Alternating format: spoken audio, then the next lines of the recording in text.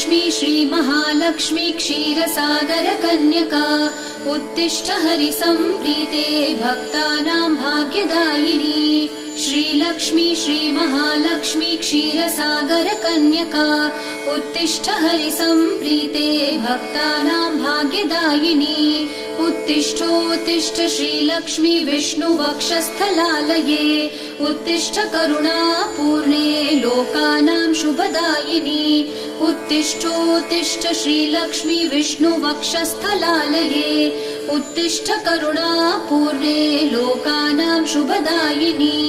श्रीपद्ममध्यवसिते वरपद्मनेत्रे श्रीपद्महस्तचिरपूजित पद्मपादे श्रीपद्मजात जननी शुभपद्मवक्त्रे श्रीलक्ष्मी भक्तवरदे तव सुप्रभातम्।